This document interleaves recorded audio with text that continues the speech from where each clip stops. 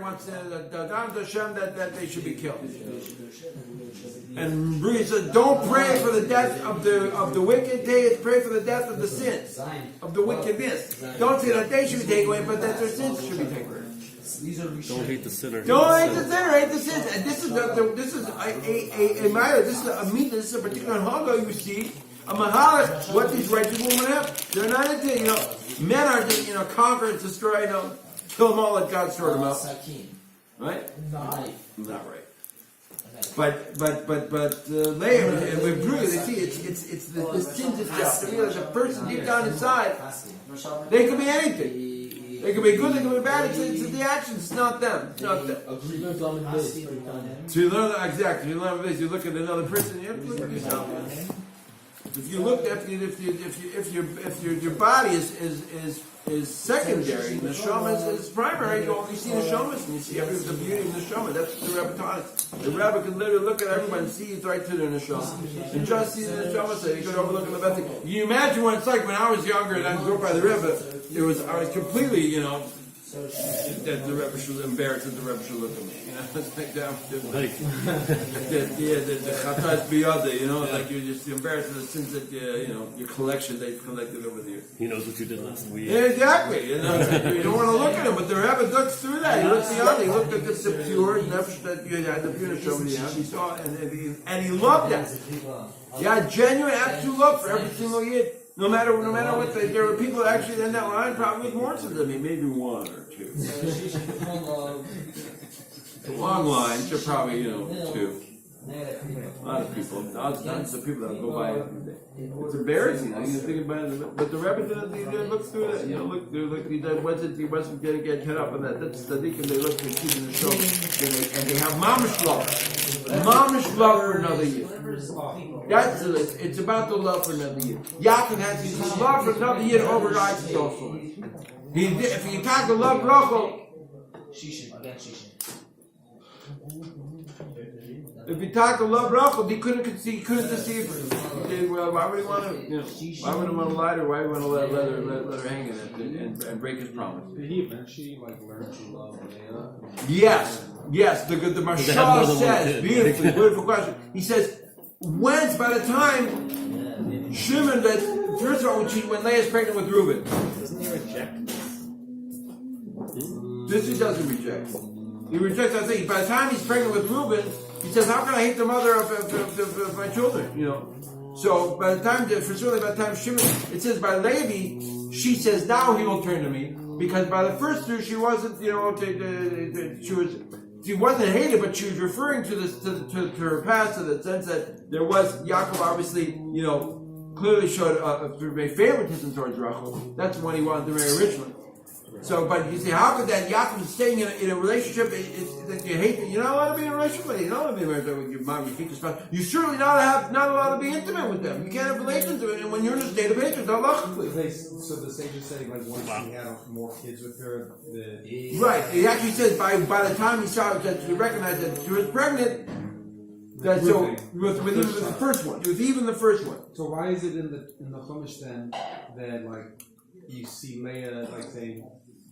Praying, please allow me to have another child. So Yaakov would I don't remember the exact context, but you see her she says about later that now he'll be Yalahuni, now he'll be each child that she's pregnant with, she's asking please give me another child. So Yaakov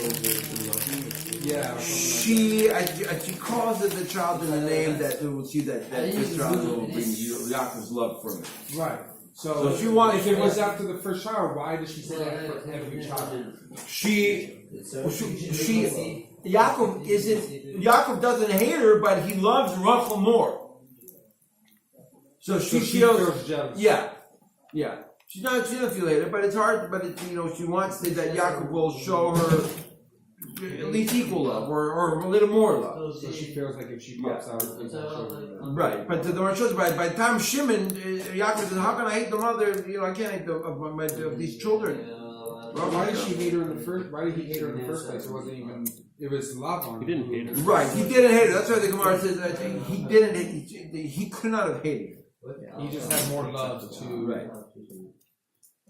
But he says that he had in mind the next day. After he had in mind to divorce her. He's like, I don't want to go through it. But so the question that, is, with that mindset, that means he also had love then for Villa and for the maid service because he had children with them too. right? Right, but he wasn't like forced into marrying them. You know, he was requested, he was suggested by his own wife, take them so that you'll have more children.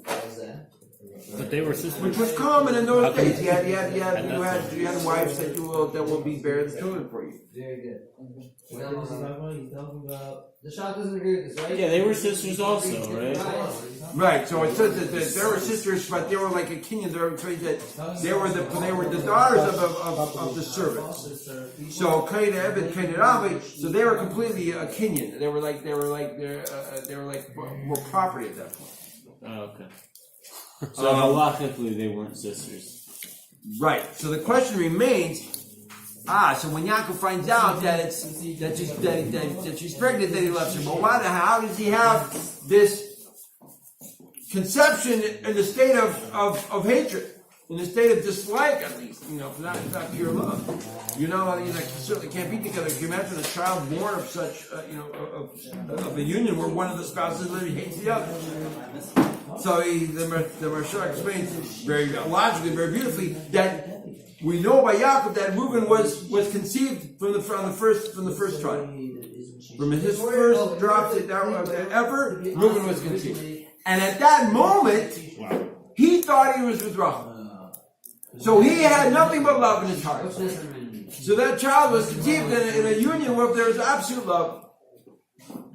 And if that, you see, we have the brilliance of the Maharsha. Anyway, this absolute love is what Abishah has for all of you.